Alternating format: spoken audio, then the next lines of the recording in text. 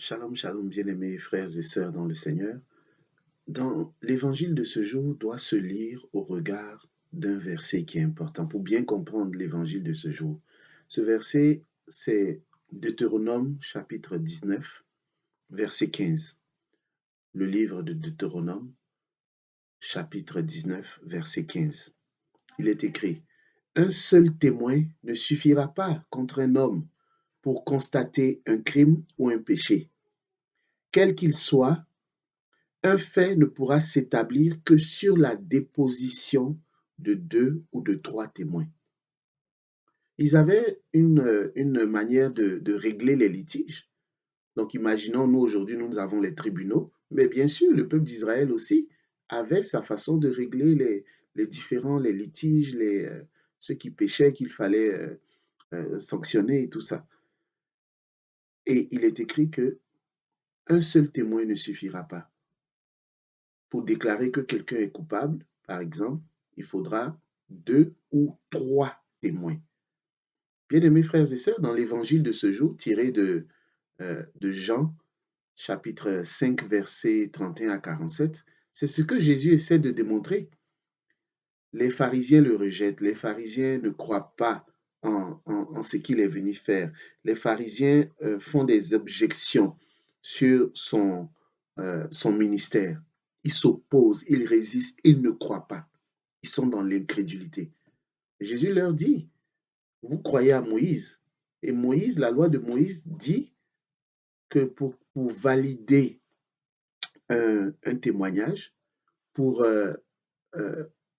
donner force de vérité, pour consolider un témoignage, il faut 2 ou 3 témoins. Et Jésus leur présente ces 3 témoins.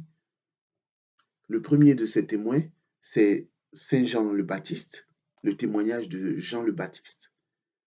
Le témoignage du Père à travers ses miracles, à travers les actions qu'il pose. Le témoignage du Père se manifeste dans les miracles qu'il réalise. Et enfin, le témoignage des Saintes Écritures, nous dit l'abbé Michel Mazatz. C'est lui que je cite maintenant. Alors Jésus a 3. Il a les 3 témoins. Il y a les 3 témoins qui parlent en sa faveur. Malgré cela, il essuie un manque de foi de certains. Certains demeurent dans l'incrédulité. Bien-aimés frères et sœurs, c'est triste, mais pour moi, ça demeure un mystère. Il y a des gens qui ne croiront jamais. Même si des miracles se déroulent sous leurs yeux, ils ne croiront jamais. Pourquoi? Je ne sais pas. Et ces pharisiens-là qui s'opposent à lui disent croire en Moïse. Et Jésus leur dit, mais c'est de moi que Moïse parlait.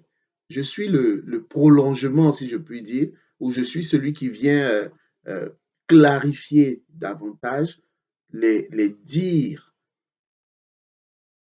que Moïse vous a laissés. Je suis celui à travers lequel tout l'Ancien Testament s'accomplit.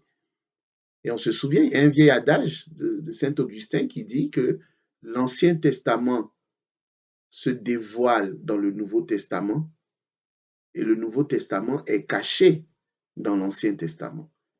Bien-aimés frères et sœurs, c'est ce qu'il nous faut comprendre. Alors, aujourd'hui, prions. Prions spécialement pour l'incrédulité. L'Évangile nous parle souvent du démon muet. Le démon muet, il peut prendre différentes apparences. Vous voyez, parfois, on est là, on semble croire en Jésus, mais souvent, il y a des aspects de notre vie où nous demeurons dans l'incrédulité. Et ça ne se sait pas, ça ne s'entend pas, ça ne se voit même pas. Mais c'est peut-être même ça le démon muet. C'est l'orgueil qui remplit notre cœur. L'orgueil qui nous pousse à rejeter Dieu, l'orgueil qui est la mère des péchés, je dirais, et qui nous pousse à repousser Dieu, à demeurer dans l'incrédulité. Prions le Seigneur notre Dieu pour que notre cœur accueille favorablement les 3 témoignages de Jésus-Christ de Nazareth en sa faveur. Le témoignage de Jean le Baptiste, le témoignage du Père à travers les signes, les prodiges qu'il a accomplis, les miracles, et le témoignage des saintes Écritures, parce que Moïse annonçait Jésus-Christ. L'Ancien Testament préfigure le Nouveau Testament, alors que le Nouveau Testament accomplit l'Ancien Testament. Que la paix et la grâce de notre Seigneur en ce jour euh, du jeudi 18 mars 2021 soit votre partage au nom du Père et du Fils et du Saint-Esprit. Ainsi soit-il. Bonne journée à tous.